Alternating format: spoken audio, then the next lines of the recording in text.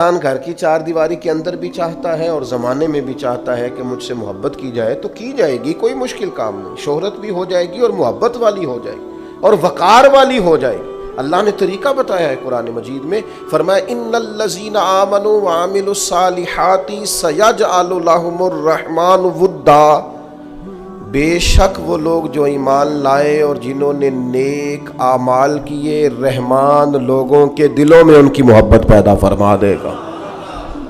آپ پیارے ہو جائیں گے، لوگ آپ سے محبت کریں گے۔ لیکن اگر آپ یہ چاہیں کہ میں اللہ کا نافرمان رہوں اور لوگ میرے فرما بردار رہیں، یہ کیسے ہو سکتا ہے؟ تو ممکن ہی نہیں ہے نا میرے عزیز۔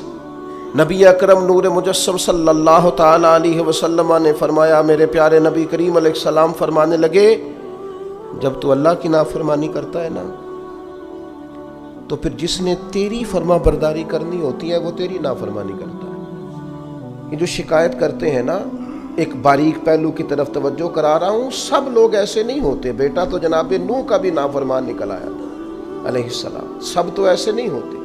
لیکن میں اپنے اور اپنے بعض دوستوں کی تربیت کے لیے بات عرض کرتا ہوں کہ یہ جو ہم کہتے ہیں میری اولاد بھی نافرمان ہو گئی اور شاگرد بھی نافرمان ہو گئے اور جن کو میرے ماتحت بات ماننا چاہیے تھی وہ بھی نافرمان ہو گئے، تو ایک باریک بات پر غور کریں۔ کریم محبوب علیہ السلام فرماتے ہیں جب تو اللہ کا نافرمان ہے تو پھر جنہوں نے تیری فرما برداری کرنی تھی وہ تیرے نافرمان ہو گئے۔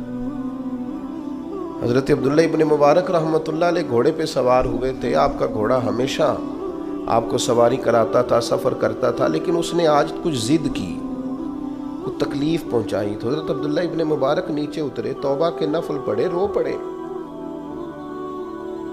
حضور کیا ہوا؟ فرمانے لگے مجھے لگتا ہے آج مجھ سے میرے رب کی کوئی نافرمانی ہو گئی، اس لیے کہ یہ ہمیشہ میرا فرما بردار رہتا تھا، آج جو اس نے ضد کی ہے تو اس کے پیچھے کوئی حکمت کار فرمان۔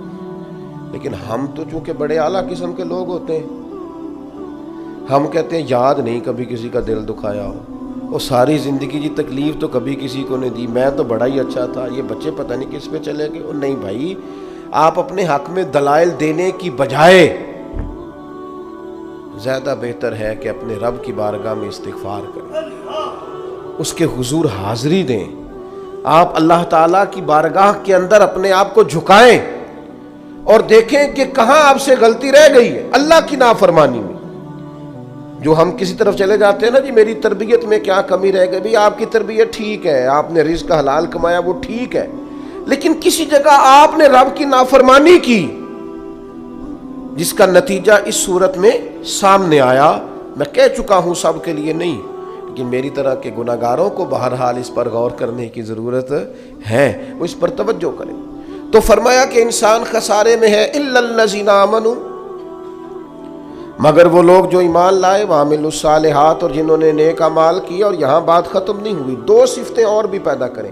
یہ دو باتیں ان کی اپنی ذات تک تھیں، آمنوا وعملوا الصالحات، یہ دو باتیں ان کے اپنے لیے تھیں۔ اب وہ سوسائٹی کو کیا دیں؟ دو کام معاشرے کے لیے بھی کریں، وتواصوا بالحق، حق بات کی نصیحت کریں وہ معاشرے میں، خیر کی بات کی نصیحت کریں، وائرل باتیں نہ کریں کہ آج کل یہ موضوع چل رہا ہے تو ذرا میں اس پر بولوں گا تو کچھ ویوز میرے بھی بڑھ جائیں گے، وائرل باتیں نہیں کریں۔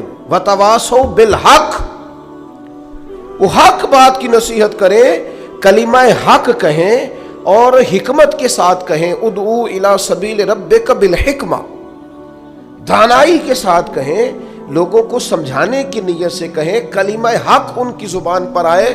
اور میرے نبی پاک علیہ السلام نے فرمایا سب سے افضل جہاد ظالم بادشاہ کے سامنے کلمہ حق کہنا ہے۔ آپ حق کے ساتھ کھڑے ہوں، پھر آپ لوگوں کو امر بالمعروف کریں، پھر نہی عن المنکر کہیں، اور وہ بھی بندہ دیکھ کے نہیں۔ اگر امیر آدمی غلطی کر رہا ہے تو پھر آپ خاموش ہیں، اور کسی غریب کو کرتے دیکھ لیا ہے تو آپ نے دینی حکمت کو بھی پیش نظر نہیں رکھا اور اسے رسوائی کر دیا ہے، آپ نے اسے سخت ترین تکلیف سے گزار دیا ہے۔ حق بات کی نصیحت کریں، اور جو لوگ حق بات کہتے ہیں نا ان پر تکلیف بھی آتی ہے، تکلیف آتی ہی ہمیشہ حق کہنے والوں پر۔ تو چونکہ میدان لگایا ہے، اب حق میں نکلے ہو، اب تم نے سفر شروع کیا ہے، تو بھائی پیروں پہ چھالے تو پڑیں گے. سفر کرو گے تو تھکاوٹ تو ہوگی، کوئی رستہ طے کرو گے تو گرد تو پڑے گی. اگر کسی سمت تیز دوڑو گے تو مخالف سمت سے ہوا تو تیز آئے گی. اب وہاں گھبرانا نہیں، کمزور نہیں پڑنا، تھکی باتیں نہیں کرنی. اب ایسا نہ ہو کہ تم نے معذرت خواہانہ رویہ اختیار کیا. وَتَوَاصَوْا بِالْحَقِّ وَتَوَاصَوْا بِالصَّبْرِ. وہ حق بات کی وصیت کرتے ہیں اور ایک دوسرے کو صبر کی تلقین کرتے ہیں. 4 صفات پیدا کریں تو خسارے سے بچ سکتے ہیں. ایک تو ایمان، اس کے بعد اعمال صالح، اور پھر حق بات کی وصیت، لوگوں کو حق کا سبق. حضرت باجزید بستامی رحمۃ اللہ علیہ فرمایا کرتے تھے امر بالمعروف اور نہی عن المنکر نے ہمارا تو دوست ہی کوئی نہیں جوڑا. جو کہ ہم سمجھاتے تھے، قائل کرتے تھے، تو ناصحہ مت کر نصیحت دل میرا گھبرائے ہے، اس کو دشمن جانوں اپنا جو مجھے سمجھائے ہے. اور کسی شاعر نے کہا تھا بہکانے والے سب تمہارے یار ہو گئے اور سمجھانے والے مفت گناہگار ہو گئے. جو سمجھاتے تھے، قائل کرتے تھے، وہ تمہیں اچھے نہیں لگتے تھے. یہ مجھے ناصحہ مت کر نصیحت دل میرا گھبرائے، اس کو دشمن جانوں اپنا جو مجھے سمجھائے ہے. تو سمجھاتا ہے مجھے اچھا نہیں لگتا، تو نے خیر کی بات کر دی لہذا مجھے اچھا.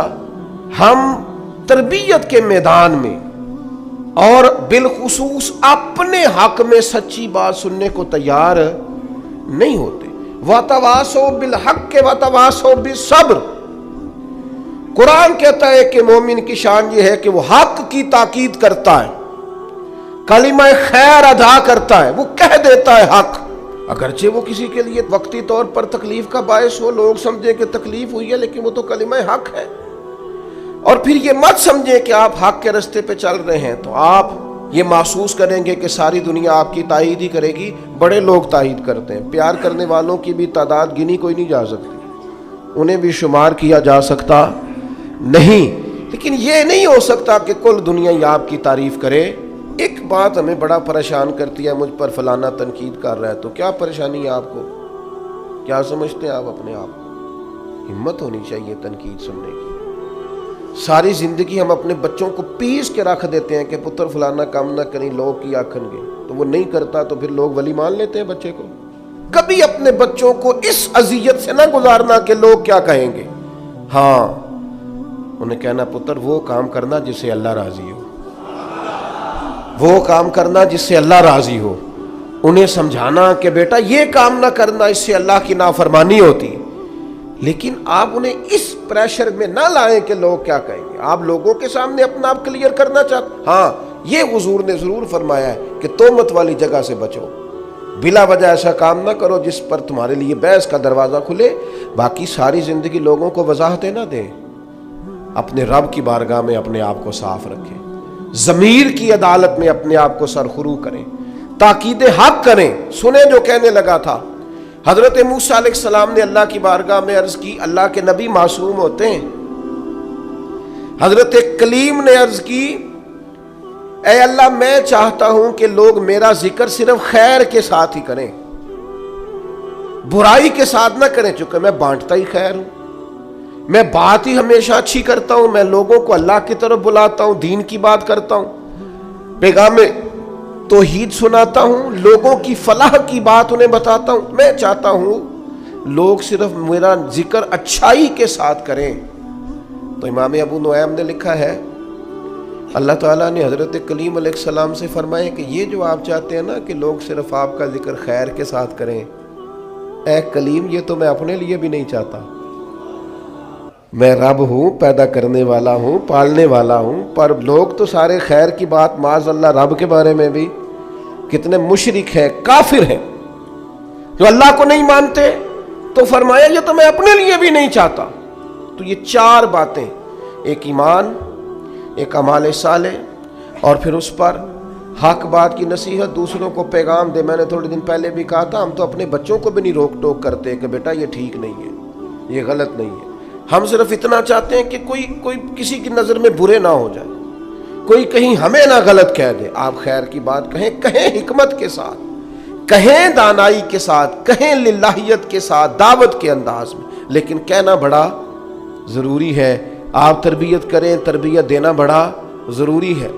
جس نے سوال پوچھا بڑے درد دل سے پوچھا، اس نے کہا جی الجھاؤ سا پیدا ہو گیا ہے، حالات بڑے عجیب ہو گئے ہیں.